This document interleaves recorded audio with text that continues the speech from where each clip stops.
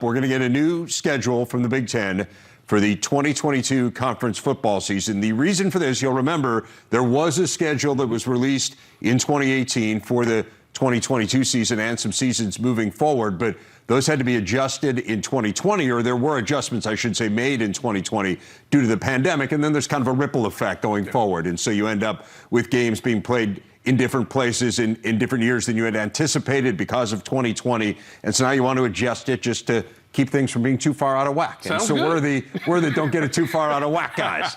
Let's get to the big story. And let's go big picture first as to what's changed. The big story is really the changes, and the location of 6 conference games was changed due to those adjustments that have been made in 2020. The goal here to avoid imbalances in terms of which school hosts division matchups in consecutive years. There are also 2 changes made in crossover opponents, and then the dates of some games were moved to bring them in line with rules that already existed about the sequencing of home and road conference games. So let's dive into specifics. That's big picture there. Just so you know which games are affected. 2 teams got new crossover opponents. So this is big news. Teams that were not originally on their schedule that are now. Indiana will host Illinois rather than Northwestern, and the Wildcats will now go to Penn State. That is to avoid a situation where Illinois would have played at Penn State 3 years in a row. So technically, I guess, 4 teams impacted there, with Illinois, Indiana, Northwestern, and Penn State all with new opponents. Then 6 matchups had their locations moved. Let's use Indiana as an example. The original schedule had them hosting Michigan State. They will now play in East Lansing instead, but they will now host Michigan. They were originally supposed to go to Ann Arbor. Let me just say, you can see the full schedule at big10.org. I do not in any way endeavor to explain the whole thing to you. We are just simply telling you. But you were doing so well. Well, I mean, I don't know. I mean, I got mixed reviews on that. The other thing to keep in mind is there are going to be changes in future years as well. We're handling 2022, but again, this is a ripple effect. And so you go through all of these years that were released, and it takes some time to recalibrate it, Howard. But big picture there, what stands out in kind of what we outlined? You know, I think one of the things that happened is the most important thing, that there's going to be scheduling balance for all these programs. You mentioned someone having to go to play in Penn State, Happy Valley 3 years in a row. That's a tough assignment. So I think the opportunity to go back and adjust the schedule is the thing that's most important for me. It is important to know, too, you see the release of these games. There are still some changes that could come in terms of the day of the week. There's always the possibility that a game could be moved to Thursday. Early in the year, there's certainly Friday night games. So it's not totally set in stone. But what is set in stone right now is whoever one's playing, the order of those games. That stuff is all new. I do find it challenging to explain it, Howard. The notion of actually putting it together, I mean, kudos to everyone at the conference office because the permutations and the combinations of it are crazy. Let's dive into some specifics. I mean, so we've got a schedule now. Let's talk about some of these games that we're going to be sitting over on that desk breaking down here. Some really good ones in the non-conference. I mean, how about September 3rd, Ohio State hosting Notre Dame for the first time since 1995. River. Cy-Hawk is September 10th. You got OU at Nebraska, old Big 8, Big 12 rivalry. That's September the 17th. A day that also has Penn State on the road at Auburn. Remember, they played the Thriller in Happy Valley last year. You got Indiana and Cincinnati. They will play again in late September. But, I mean, Notre Dame, Ohio State, that is going to be special. Why? Because Marcus Freeman is going to be leading Notre Dame into the shoe. How about James Laurinaitis, who already has a very prominent role at Notre Dame, helping develop a lot of those linebackers. So there are a lot of things that are going to be exciting about that. But then you go onto the field, this is probably going to be a top 10 matchup. You look at what Ohio State is bringing back. They're losing a lot at the wide receiver position. But as we've seen already, they are loaded at that spot. No issues there. So there's going to be some great games there. Then, obviously, you mentioned Oklahoma, Nebraska, right? That used to be a marquee game every year it had the prime time spot, and now we get the chance to see that. Probably has lost a little bit of the luster because of the coaching changes and the players that are leaving, but it's still going to be a fantastic game. I think so too. And I mean, it means a ton to Nebraska fans. And you think about hosting that game against a rival. Nebraska's done a lot of really good work in the transfer portal. Yes, I think they feel like they have improved their team significantly. And Lincoln Riley's departure, not to take anything away from Brent Venables, I'm sure that he will ultimately do a really good job, but it's going to be different at Oklahoma, right? It's not going to be the same team they came up against this year. I am fascinated by Notre Dame, Ohio State. I mean, you talk about two huge brands. These are the kinds of games I think we all anticipated when there was a sense, when the college football playoff was announced, and there was a sense that schedule strength was going to play into who got in and who didn't. Now, in hindsight, I'm not convinced it has.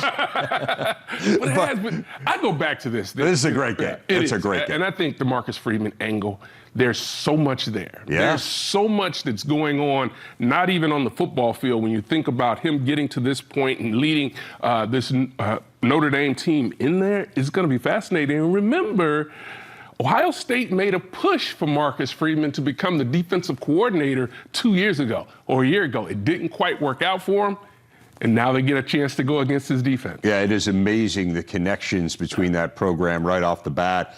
I love Penn State going to Auburn as well. I mean, that was a great game, incredible atmosphere in Happy Valley this year. And I mean, it's just so unusual to have these SEC teams on the road at the Big Ten teams on the road in the SEC. So should be really good. The conference games, though, are the ones we typically salivate over the most here, given that we are the Big Ten Network. Yeah. A reminder, and we mentioned it earlier, I think it bears repeating, Northwestern Nebraska going to play in Dublin in late August. So have we gotten that assignment? That is a week. We still I'm still campaigning behind the scenes. We can't get the bus there, so we'd have to figure out another way, another means of transportation. Week 1 features Penn State at Purdue. That's pretty good. A couple bowl teams from last year. Wisconsin, Ohio State was originally supposed to be in November. That game moves to September. Yeah. Howard, that's a big game. You've got the championship game rematch. Michigan and Iowa in Iowa City, October 1st, October 29th. There's 2 huge games in the East. We finish it off with rivalry weekend, and you see a couple of the matchups there, but there are so many good ones. Yeah. Let's go through a few of these. I mean, what excites you the most as you look through those conference games?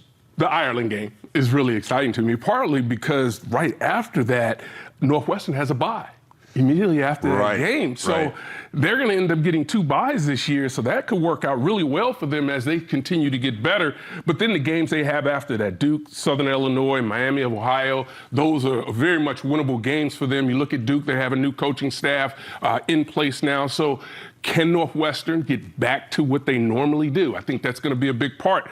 The game plan or the strategy or history has shown us they have a bad year, they bounce back and go to the championship game. I'm not saying that's getting ready to happen, but let's find out. Yeah, they'll be an interesting team to follow for sure, because it was crazy to see just how much it dropped off after they won the Big Ten West. And, of course, Nebraska fans, a ton of anticipation and excitement over that program as well. So really week 0, you've got Illinois and Wyoming in week 0 as well. So the week 0 thing worked well for the Illini last year. Got off to a fast start. They're going to do it again. That, of course, a non-conference battle. How about Wisconsin, Ohio State? And again, that game originally was supposed to be in November, but Ohio State's got a nice run early on, 5 straight home games to start the year. Now, some challenging conference matchups for the Buckeyes, and we'll dive deeper into their schedule. But when you think about games that could kind of define each side of the Big Ten and how things stand relatively, that's a really big one early on. It's significant, but it's at the shoe. So they get another opportunity to go out and defend their home field. And you mentioned the home games that they have. But this is going to be fascinating for this Ohio State team, because they're going to be in the national spotlight like they always are, but particularly after playing that marquee game. Then you look at the next 4 games. They are very winnable games for them before they have to go on the road. So this is going to be a fascinating team they'll continue to watch, and they could set themselves up really early with a big win. Do you think the fans are going to be fired up in Iowa City when Michigan comes to town after what happened in Indy? They'll be absolutely fired up. But this Michigan team, to me, and Iowa, these are teams that really have seemed to found who they are, particularly when you look at Iowa from a defensive standpoint? Can they continue to maintain that type of level, or are they going to need that offense really to step up to try to help them? But this Michigan team, they have to reload, but they've done an outstanding job recruiting. Yeah, that's going to be fascinating to me, too, is kind of what their defense looks like. Yeah. I mean, yeah, they got a lot to replace, particularly up front. I mean, you lose Hutchinson to Ojabo. You just think about kind of where did you start the conversation each week with Michigan as we figured out how good they were? You started the conversation on the defensive side with their defensive ends. They have to replace both those guys. So it's a challenge. That'll be their first road game, hostile environment, Iowa City. And again, Hawkeyes are... they got to figure out the quarterback spot. They got to figure out the offense, probably in general, but they'll be really good on defense again. You know that. And they're going to have to be, because this Michigan quarterback situation still has to play out this year. Who's going to ultimately be the starter? But they have two very capable quarterbacks that can lead this team to a Big Ten championship. I know. I'm really interested because I do think you have to figure out a way to engage J.J. McCarthy even more in the offense than you did this year, and how that plays out. Cade McNamara, fascinating. The Big Ten schedule for this coming season, again, released today. If you are a big picture person, this is it in an easy to comprehend format. Again, if you want to study it in greater depth, I saw Howard just a minute ago diving into that Western Illinois team, trying to figure out what Minnesota's got in week 2. You can head over to big10.org. You can go to the school websites. I think it's fair to say this information will be widely available today and dissected in great detail now that it has been released. But I do want to get into some specific schedules. We touched on Michigan a little bit, but let's dive into this schedule and see what the defending champs have in the Michigan Wolverines. The first 5 games, Howard, are exactly what originally was scheduled for Michigan. So you talk about a lot of teams saw a lot of changes. Not the case off the bat for them. Fairly cushy non-conference, all at home. They don't leave the state of Michigan until October 1st in that game we were talking about in Iowa City. Starting with the Indiana game, though, 7 dates in a row are different from the original schedule. So this is a very different order of games, aside from obviously the one that is set in stone, Ohio State and Columbus, to end the year. So aside from the Buckeyes, what stands out here when you look at Michigan's schedule? I think one of the things that really stands out, because we just talked about what they need to ultimately replace on the defensive side, but when you look at the opportunity, Colorado State, Hawaii, UConn, and then they have to play Maryland, gives them an opportunity, like it did last year, to build that offense. Now they have an opportunity to really gain a lot of confidence on the defensive side. They'll be ready offensively, but now they have to make some adjustments and have to have some players step up in the first 4 games, really give them an opportunity to establish that. I'm with you. The league is so good that if you're going to play a cushy non-conference schedule, I don't think it's going to come back to bite you in any way. People like to have marquee games. I mean, I think the Washington game, at least on paper last year, was a marquee game. It didn't turn out to be. But this is a year where Michigan probably needs that because they're going to have a ton of talent, but they have to fill a lot of voids, and they got to figure it out. You look at Michigan State and Penn State, both at home. That sets up nicely. Those figure to be huge games. I mean, kind of, where do you play Michigan State? Where do you play Penn State? Where do you play Ohio State? Ohio State on the road, Michigan State, Penn State at home. I think that's a good arrangement. You look at that Michigan State team. This is a Michigan State team that's going to be more talented than they were last year. I think so. I really believe. Even without Walker. Yes, I believe they will be more talented. They'll have to get the production out of the running back position, probably a little bit different because Walker was a special player, but they do have more talent that's coming up, particularly at the wide receiver. I think they're starting to get some of the defensive players that they want to play on that defense, that they need to really play in to be difference makers. So I think this will be a big year as far as the jump being made from a talent standpoint for Michigan State. They're finishing the top 10 this year. First time ever that Michigan, Ohio State, and Michigan State have finished in the AP top 10 in the same season. So a lot of strength in that Big Ten East. Let's go to Ohio State. And I think the first thing that stands out to the Buckeyes, with the Buckeyes, I should say, is 5 home games to start the year. The first road game is now not until October the 8th. They play 1 road game before October 29th. They have 8 home games in all. They go to Michigan State, Penn State, and Maryland. So those are some tough divisional road games. And you look at the crossovers and you think about the teams that are expected to compete at the very top of the West. I mean, I would put Wisconsin and Iowa in that group. Again, we'll see whether or not Northwestern has a bounce back at all. But certainly Wisconsin and Iowa are expected to. And Ohio State plays both of them. So, again, I know you start with a lot of home games. Yeah. There are a lot of challenging games and a lot of potential landmines there for the Buckeyes. But those crossover games are the ones you just mentioned are going to be significant No because doubt. we know these teams are going to be better.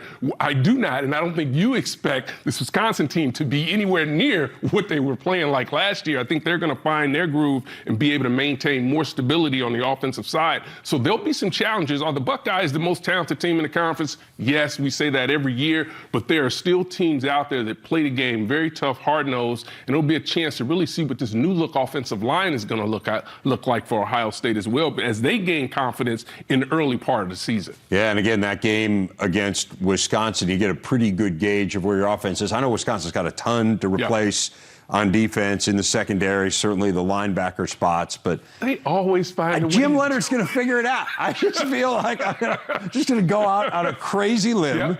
And I'm going to say that Jim Leonard will figure it out. So that is the story. And then, is the defense better? Jim Knowles trying to turn it around.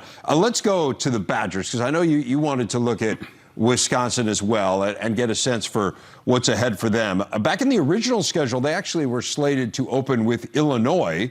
Instead, they have Illinois State as their opener, so that's a significant difference. The Illinois game was moved to October 1st. We already talked about they had one of those location switch games, remember? So they had a location switch with the Purdue game at Ohio State, at Michigan State. Again, that's been scheduled all along, but that game with the Buckeyes was moved up. Again, you look at tough crossovers. We talk about this all the time. You and Joshua and Jerry and I, when you gauge who's going to win the West, one of the things to look at is who do you have to play from the East. Ohio State and Michigan State, as well as an improving Maryland team. That's not easy for Wisconsin. Yeah, it won't be easy, and that's significant when you start to talk about the scheduling and also their road games. But you look at those crossovers, they're going to be difficult for them. But one thing that they have, we talked about Coach Leonard, they figure out a way to play defense for the Badgers, and I think that'll take some of the pressure off. But these are big-time road games that they have to play. This is also a Maryland team that's making that jump as well. They're starting to get a lot better and a lot more consistency, have that opportunity to build off the bowl game win, which was huge for them. Yeah, let's look at Maryland real quick. I know Maryland interests you as kind of an up-and-coming team. The bowl game was unbelievable. Lots of excitement around this program. Again, won 54-10. Non-conference includes an SMU team that won 8 games, but they lost their head coach in Sonny Dykes. First 3 conference games at Michigan, home against Michigan State, home against Purdue. That is not easy, Howard. Again, that game with the Spartans was originally supposed to be the season finale. It was one of those games that was moved around. You believe this team that can make a move, right? I think they can make a move. But you look at that bye, right? Right before they have Northwestern, then all of a sudden they have to go on the road to Wisconsin, on the road to Penn State, and then have Ohio State at home, finishing up with Rutgers. So this is a team that, much like this year, where they had that lull and they really couldn't get things going, they're going to be in that same type of situation. So the non-conference and the early part of the seasons are times that they have to go out and get those wins. You want to talk about a team that carries some momentum into the offseason. Maryland certainly fits in that category. And, Mike Loxley always says the best is ahead. Yeah.